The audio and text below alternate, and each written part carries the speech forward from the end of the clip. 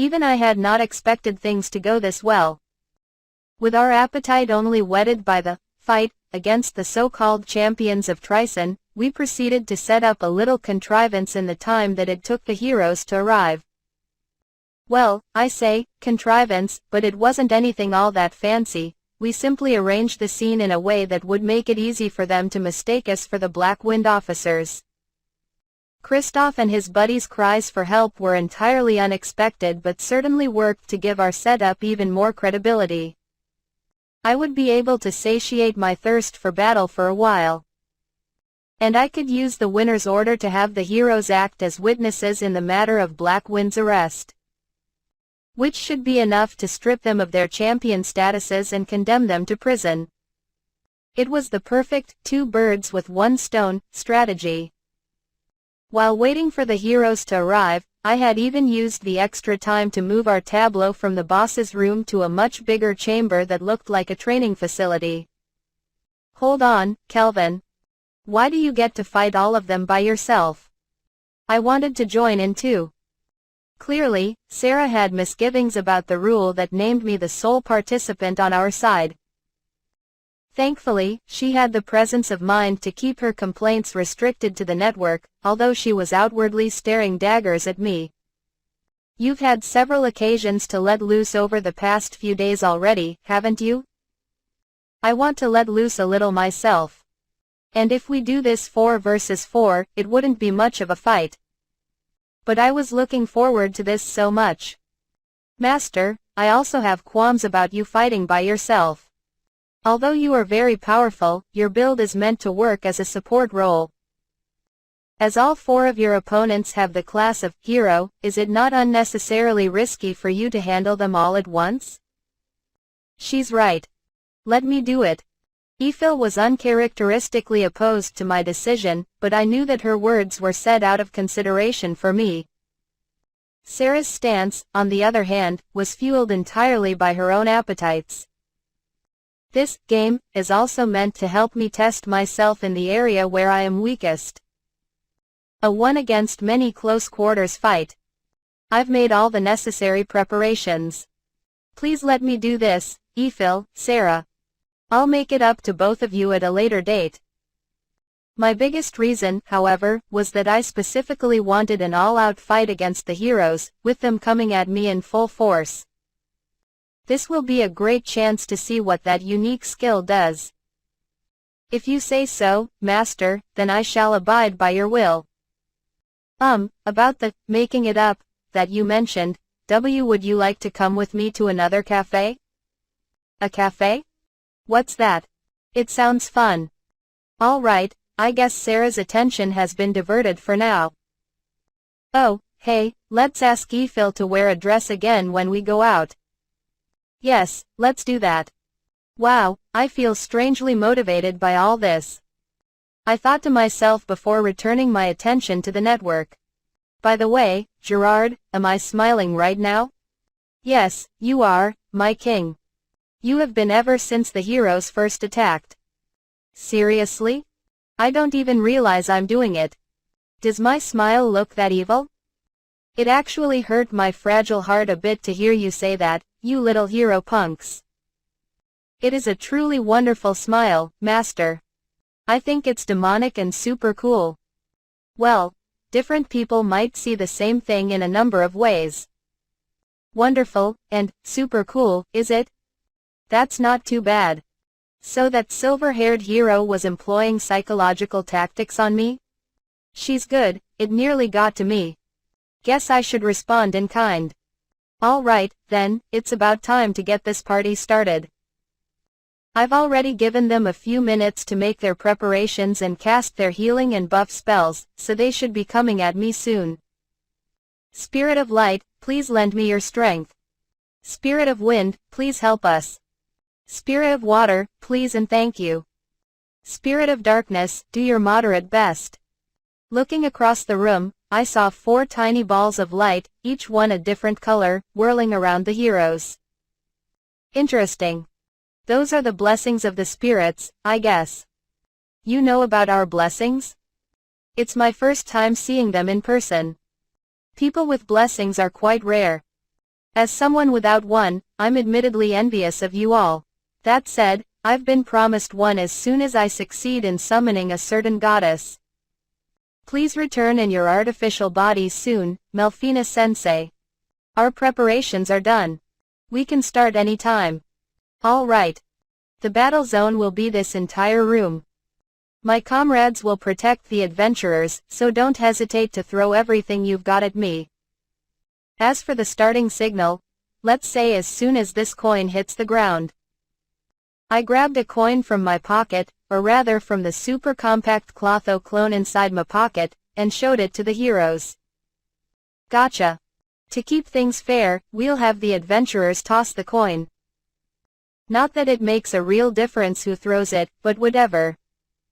Alright, you guys, this coin is about to decide your fates.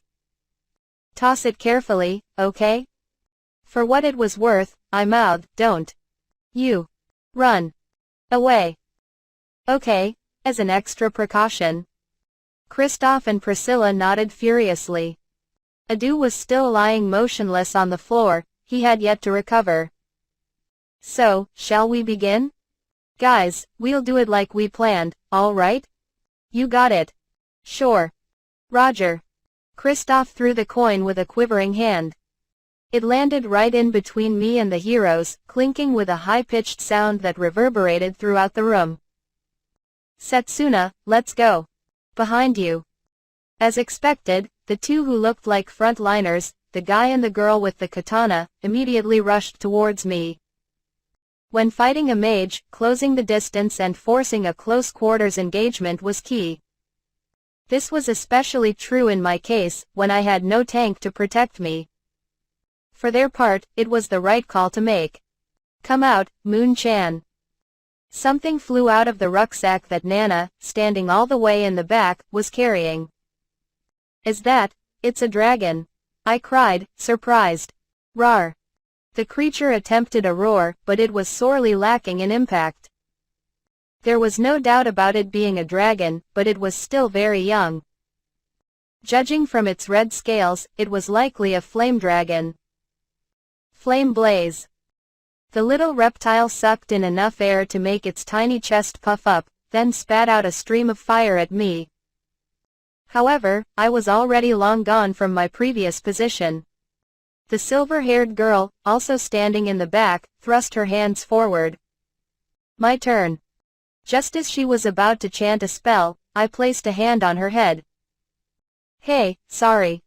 It looks like this is gonna be a bit more taxing than I expected, so I'll be borrowing this from you first. Huh? The girl's eyes widened in surprise. While the heroes had been making their preparations, I'd used the time to cast Sonic Acceleration on myself. This rank A green magic spell doubled my agility, bringing it close to 1000. It was a value that easily surpassed that of the samurai girl, who was the quickest member of their party. I had broken through their formation faster than their eyes could follow. How is he behind us?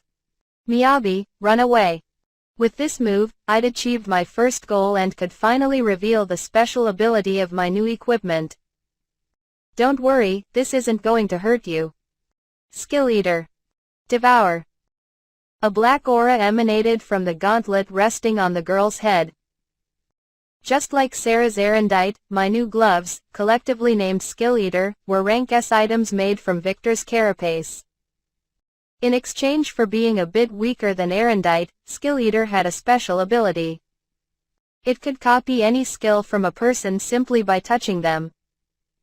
There was a limit of one active skill per gauntlet, and registering a new skill would overwrite the previous one. What made the ability so powerful was that even unique skills were susceptible to it. At present, it was my right gauntlet that I was using on Miyabi. I'll just be grabbing Parallel Thought for a bit, thank you very much. Get away from Miyabi-chan. The other heroes were charging at me again. Even the dragon whelp was heading my way, so it was time for me to retreat. Might as well go back the way I came. I wove smoothly past the two teenagers and resumed my original position.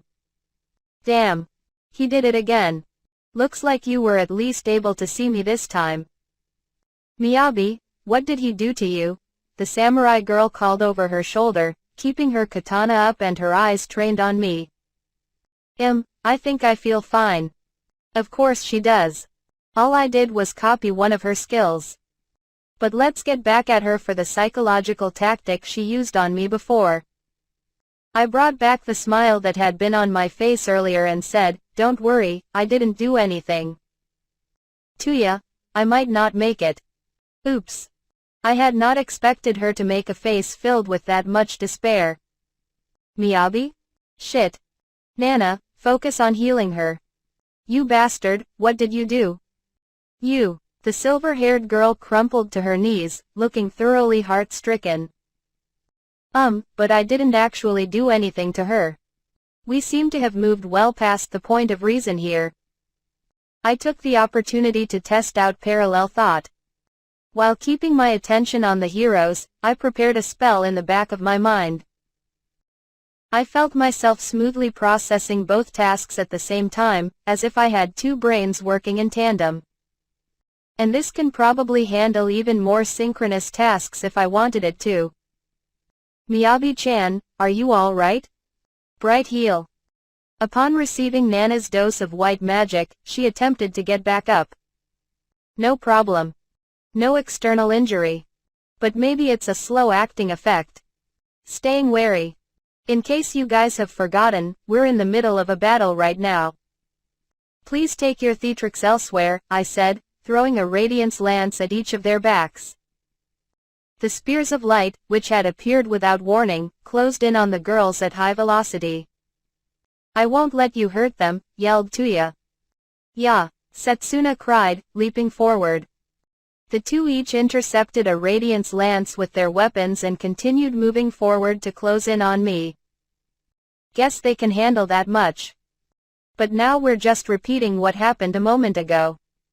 As I was about to utilize my speed to overwhelm the heroes once again, a white ball of light suddenly floated in front of my face.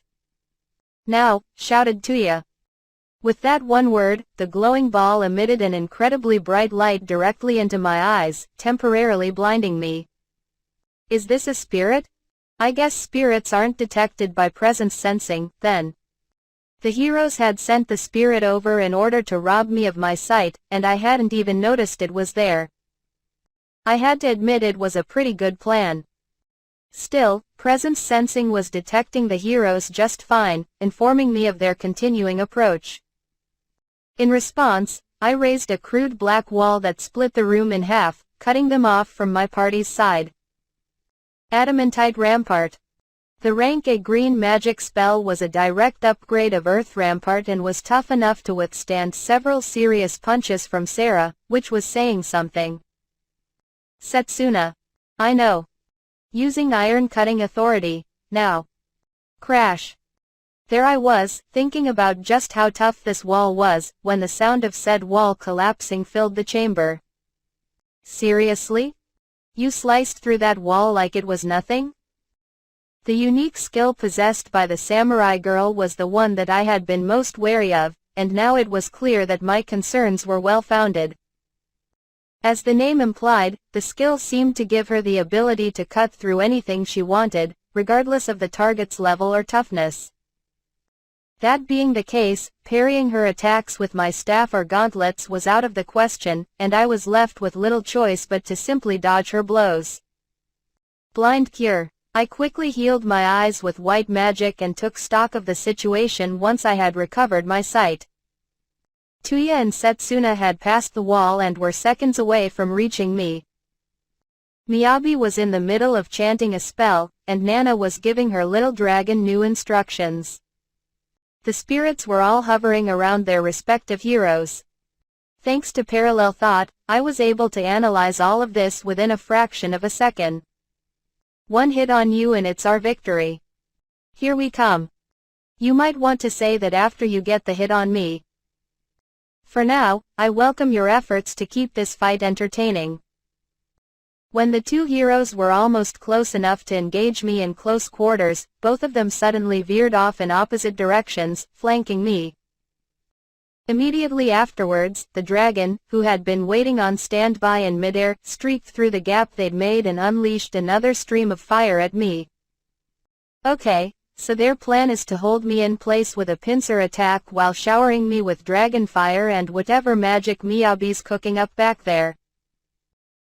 I promptly unleashed impact to smack away the dragon's flames, angling it so that the shockwave also blew the little creature all the way back to the entrance. The next task was to deal with the fast-approaching hand-to-hand combat. Come on, Parallel Thought, I'm counting on you here. I stood ready, staff of the evil sage tree in my left hand and a dagger in my right.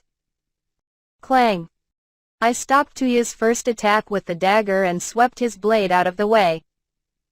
Although he was using a rank S holy sword, I had forged this particular dagger myself and was further buffing it with Vortex Edge, so it could not be easily broken. I had also picked up the sword mastery skill all the way up to rank C.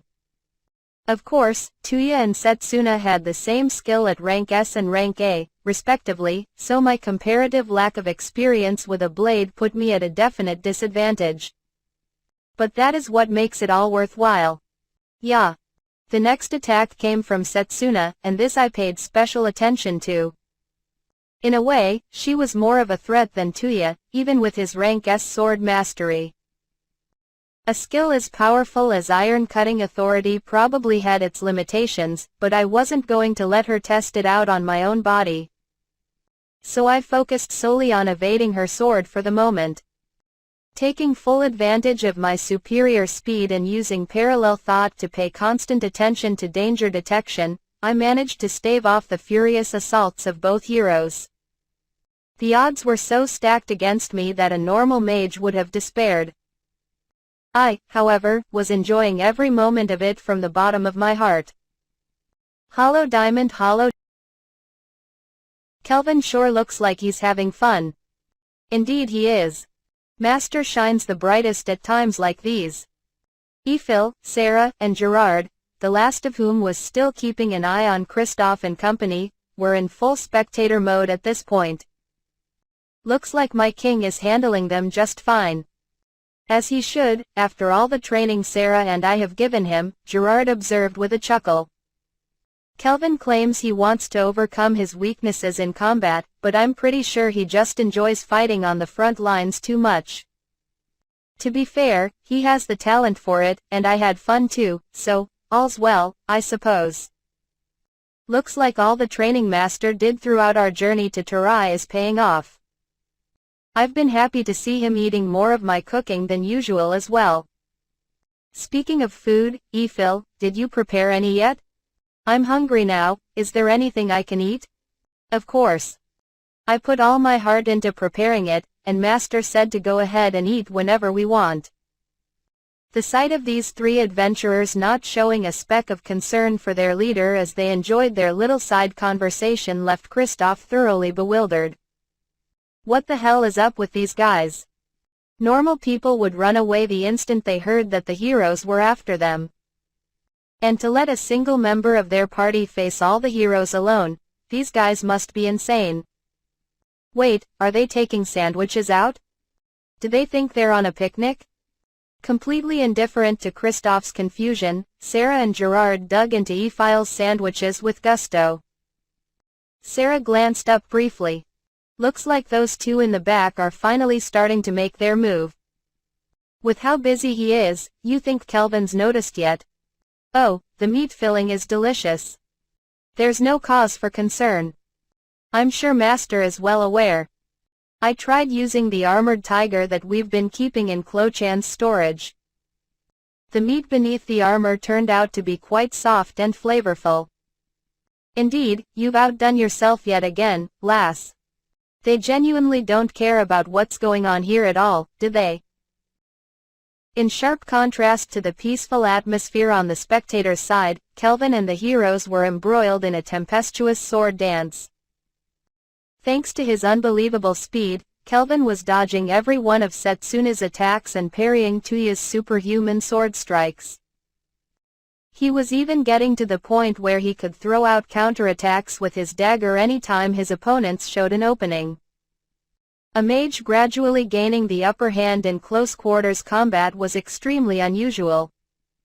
But just as Sarah had predicted, the tide of battle was about to turn. Frostbind. Felony crush. What? The ground's frozen over and caught my legs. And this heavy sensation, it almost feels like air pressure. After treating Miyabi, Nana cast Frostbind, a rank C blue magic spell, to rob Kelvin of his maneuverability. Miyabi herself cast the rank C black magic spell Felony Crush to increase the pull of gravity on him. As Felony Crush was a single target spell, Tuya and Setsuna remained unaffected.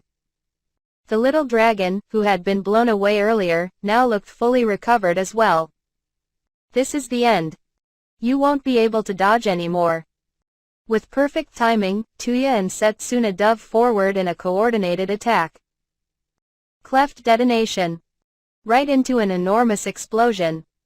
The attacks that should have ended the match were interrupted by a sudden and violent blast. Damn, to think he'd just blow himself up.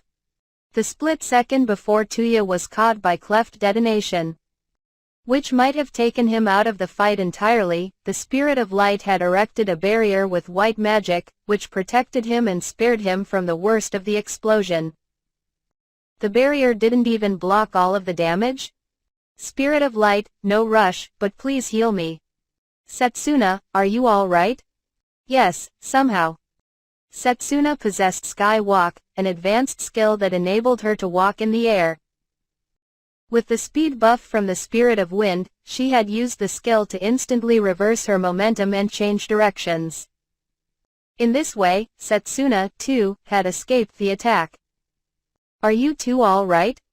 Nana, don't let your guard down. Wait until we've confirmed this guy's state before doing any serious healing. Even he couldn't have evaded that blast unscathed, right? If he took even a little damage, it's our Vic. Clap. Clap. Clap. Setsuna's words were cut short by a slow clapping that rang out from the spreading cloud of dust. That was a pretty good combination. Even I got a bit flustered back there. The two frontliners drew my attention while you with the dragon slowed my movements and bought time for the silver-haired girl to use her black magic, which tends to have a longer cast time. All in all, it was a good plan. A gust rose up out of nowhere, clearing away the dust and revealing the speaker. What immediately caught the hero's attention was the beautiful, untouched circle within the larger patch of gouged-out floor. Black Robe was casually standing within it, as if his complete lack of injury were totally natural. He took no damage at all? I couldn't very well end the game with my own magic, could I? What kind of mage would I be if I didn't have this much control over my spells? He tapped the floor with his staff twice, then looked at each of the heroes in turn. If you don't mind a bit of advice, you two in the back should have followed up your debuff spells with a few more offensive ones. If you had time to heal, you had time to cast more spells. Emotional scar. Another one. The guy gave Miyabi a look, as if thinking, this brat, is she still going on about that? You, with the ponytail. Couldn't you have utilized Skywalk a bit more? You might have been holding back with the no-killing rule, but the skill can still give you plenty of extra options for your attacks. As for you, Mr. Hero, just when were you planning on breaking out your dual wield? What? So, you do have Analyze Eye after all. Well, this was supposed to be my trump card, but Tuya used his sword to push himself up. Holy Sword will reveal your true form. In response, the sword began to emit a bright light. Within moments, the light had split into two, leaving Tuya holding a copy of the exact same sword in his other hand. What made Holy Sword will so valuable was its ability to take on the form desired by each of the heroes who had wielded it throughout the ages. So that's your Holy Sword's ability? Tuya adopted his preferred battle stance.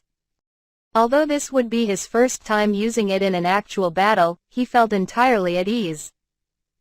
Honestly, I never imagined that a bandit like you would be this strong. Dragging this on any longer only works to our disadvantage. We're going to have to pull out all the stops this time. Deciding things on your own again. All right, I'll keep you company. As for you, she glared at me. We'll make you regret trying to give us advice.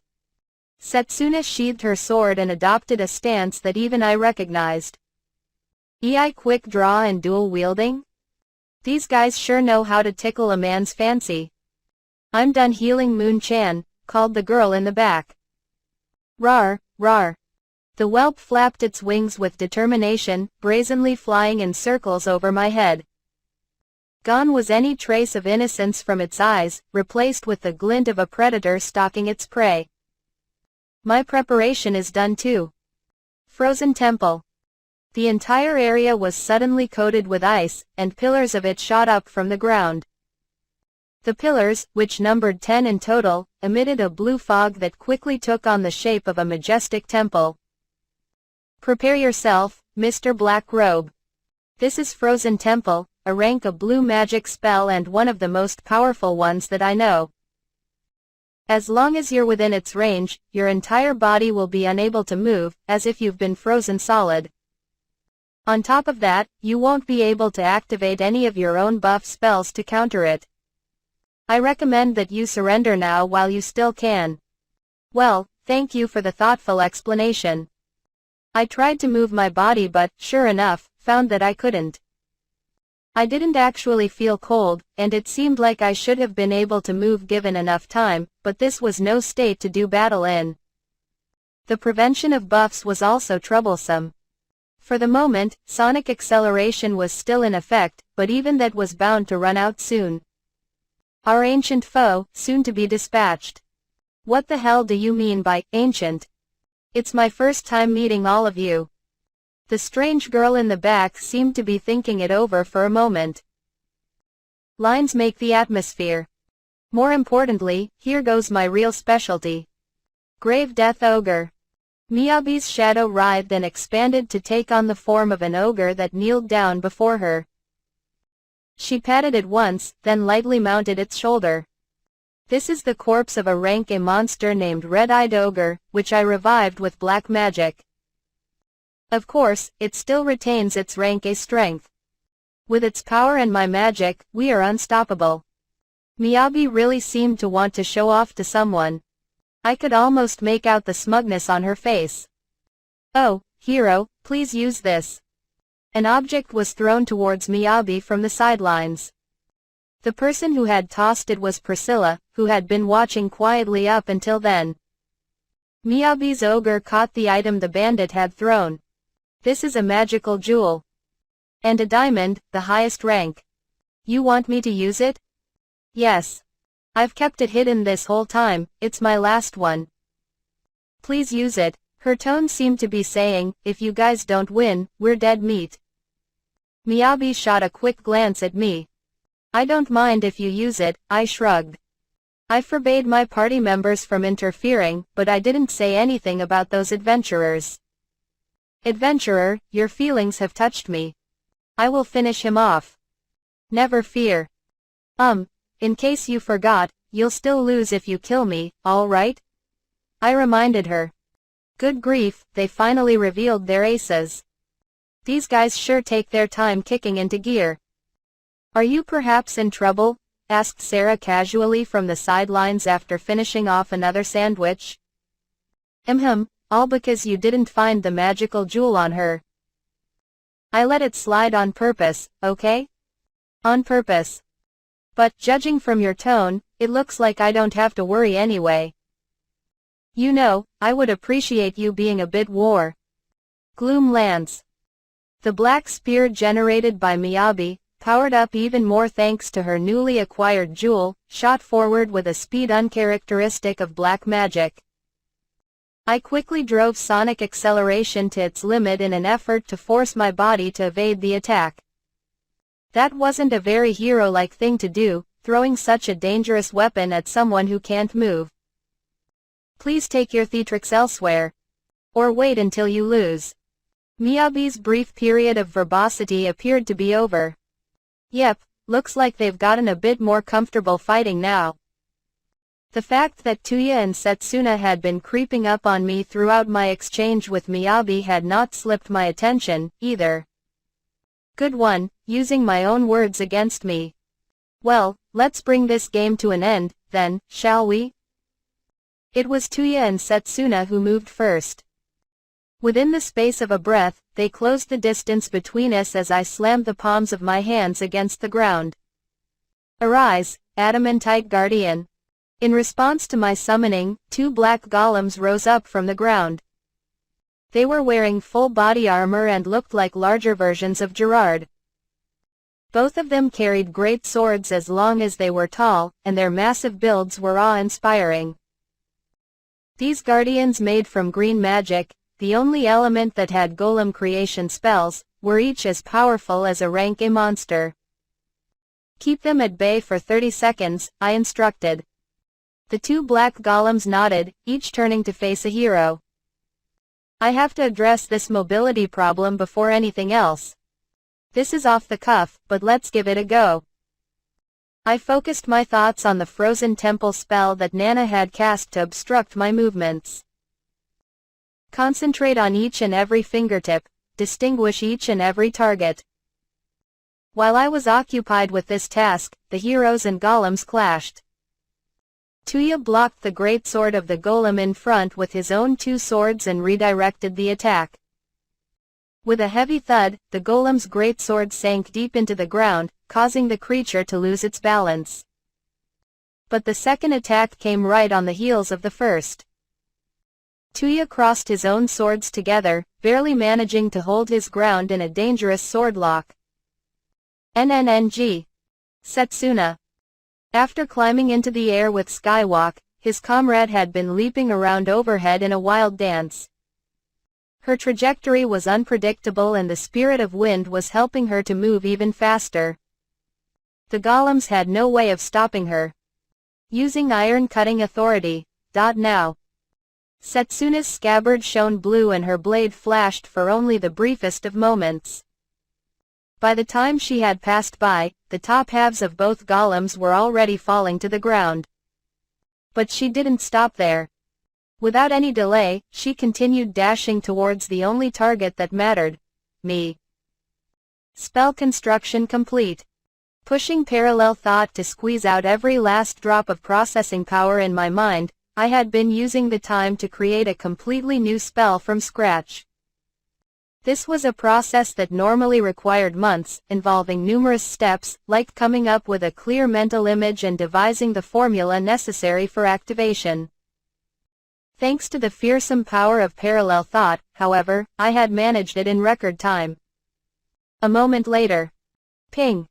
A sound effect went off in my head, and a status window popped into view. Hollow Diamond, you have learned a new spell. Rank a white magic. Radiance Crossfire. Phew, I'm glad it worked. Calling up 4 or 5 Radiance Lances at the same time was my limit, but thanks to this new spell, I won't have to worry about that anymore. On another note, isn't this sound effect from that game? Was Melfina the one who set it up for me? Never mind, now is hardly the time to get distracted. Setsuna's close enough that I won't be able to dodge her in my current state, so let's take this baby out for a spin. Radiance Crossfire. Spears of light shot out from all 10 of my outstretched fingertips. They all located their respective targets as if they had minds of their own, then flew off at high speeds, swerving left and right as needed. In comparison to the previous rank B spell, each spear was now markedly superior in power, penetration, and homing capabilities. Go and destroy the pillars of Frozen Temple. The streaks of light criss-crossed each other, matching their timing to pierce the pillars of ice at exactly the same moment. In an instant, the fog that made up the blue temple dissipated. I quickly closed and opened a fist to test out my body's current state. Great, the binding's completely undone. I can move freely again. How do you know Frozen Temple's weakness even though it's my own original magic? Cried Nana, unable to hide her surprise. 10 pillars made up the temple itself. If any of the pillars were broken, they would simply revert to their original forms, as if the damage suffered had been a mere illusion. There was only one way to break the spell: to destroy all 10 pillars at exactly the same time. Without the support of the pillars, the temple would be unable to maintain its form, leading to the breakdown of the spell, as had just been demonstrated. Be it magic or anything else, as long as it's within sight, I can analyze it. While you were casually explaining the spell to me, I had already grasped all of its characteristics. Anyway, enough of that. With the binding spell gone, I backed up a few steps with sonic acceleration still in effect.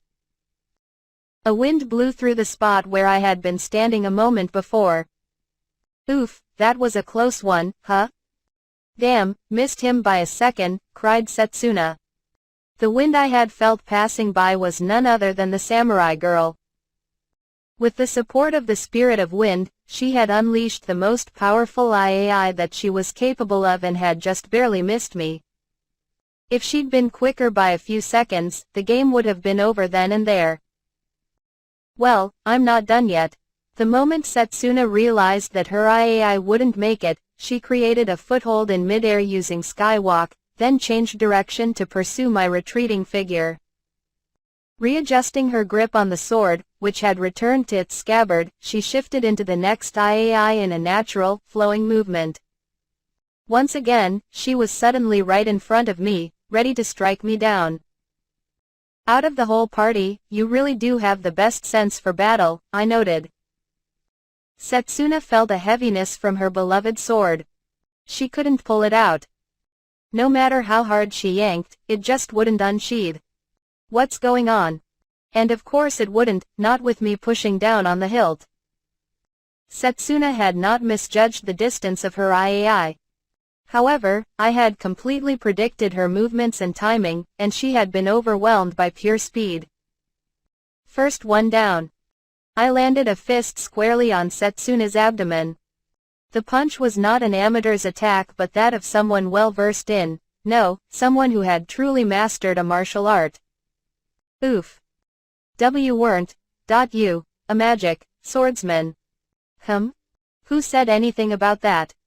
Don't worry, my strength is only about a fourth of what Sarah's is. Your life is in no danger. I glanced at the samurai girl as she fell to the ground head first. Skill Eater had done its work well by copying Miyabi's parallel processing. But that was just the right gauntlet in action. What about the left one?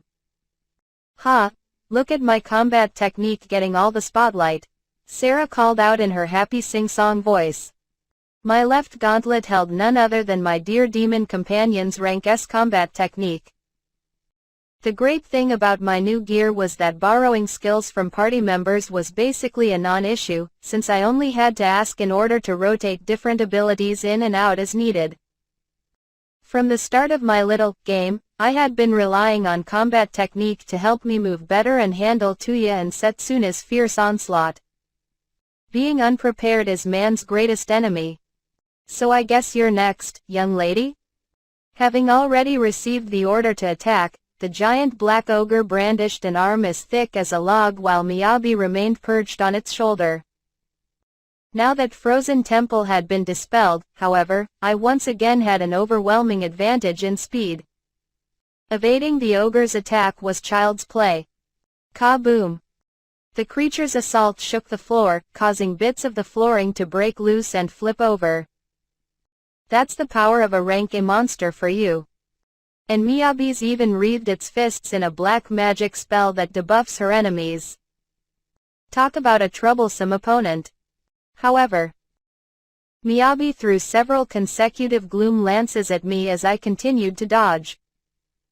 Every one of her ogre's attacks was running on enhanced strength and speed thanks to the magical jewel in her possession. Dodging blow after blow was going to be difficult. All of this is a fraction of what Sarah can do. Get a bit more training in before facing me again. I wreathed my own fists in magic and easily parried away the barrage of gloom lances.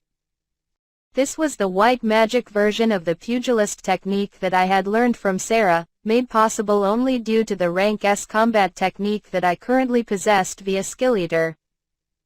My fists, enveloped in purifying magic, jabbed into the ogre's face and chest, summarily reducing it to white dust. Ack! Miyabi fell as her mount suddenly crumbled beneath her, providing me with the perfect window of opportunity. This girl has rather low defense stats, so let's take her out with a neck chop. Circling around behind her, I silently and swiftly unleashed a single chop to her neck. Thump! Shit, that wasn't the sound I was expecting. I might have misjudged the level of strength needed. I guess this isn't a technique for an amateur to try pulling off. She's twitching, but, well, my strength is lower than hers anyway, so she should be fine, right? How dare you do that to Setsuna and Miyabi? Kanzaki-kun. I'll shield you, find an opening. Ah, thanks. The boy seemed to be struggling with something internally, but quickly came to terms with it. I'll make it count. I had no time to reflect on my blunder as Tuya and the whelp rushed me. To my surprise, I saw that Nana was riding atop the dragon. Belying its size, the creature appeared to be quite gutsy. The last two heroes closed in, with Nana and the dragon in front and Tuya close on their heels. This girl, her endurance is on par with Sarah's? That probably means I won't be able to hurt her with my attack power. Please let this work. Icicle shield. A thick shield of ice appeared before her as she charged forward. The ultimate shield also made for a splendid spearhead when all caution was thrown to the wind. Glory Sanctuary. I returned. Abruptly, the whelp stopped in midair, 3 rings now encircling it and its determined rider. Nana, cried Tuya. What's wrong, Moon-chan? What are these rings? It's a barrier capable of binding even a rank S demon for a while. You can't break it at your current strength level. Hyper impact. Intense gusts of wind began to buffet Nana and the whelp from 4 different directions. Although the attack power of the spell was low and not likely to cause any real harm, the wind roughly shook them about. Before long, the hero and her tiny companion began to look rather green with motion sickness. I can't, gonna throw up. RRR, RRRAWR. Within the holy barrier, both girl and dragon suddenly vomited and collapsed, making for a very surreal scene. That makes 3. You guys aren't as bright as I'd hoped. How dare you? Leaping over the barrier, Tuya lunged at me in a blind rage. He called on the deadly dual-wielding technique that had probably been taught to him by Knight Captain Cliff, the strongest man in all of Daramus. The 2 holy swords in his hands shone brightly in concert with their wielder's cry. As for you, I muttered, thoroughly unimpressed. You were the biggest disappointment of all. When Tuya finally returned to himself, he found that he was kneeling on the ground. He had failed to avenge his comrades, probably didn't even know how he had been defeated, and had been unable to use the techniques that he had placed so much faith in. I doubted that he had ever before experienced such a feeling of complete and utter disgrace. You possess such strength, he mumbled. Why do you not use it to better the world? What, you believe that everyone is a good person at heart? There is no one who is born evil. It is only due to their surroundings and unforeseen circumstances that people turn bad. If you allow yourself to change, then you, too, will be deserving of forgiveness someday. Humans are capable of understanding each other. It's not too late. Even now, you could use that power of yours for the sake of others. Tuya's words were cut short as he found the tip of a dagger at his neck. What you are speaking of is an idealistic fantasy. As a hero, it's certainly a noble and just way of thinking. But understand this. You can't apply it to everyone. So I have 2 things to say to you. Mind your own damn business, and leave your idealism at home. Those were the last words the hero heard before his consciousness left him,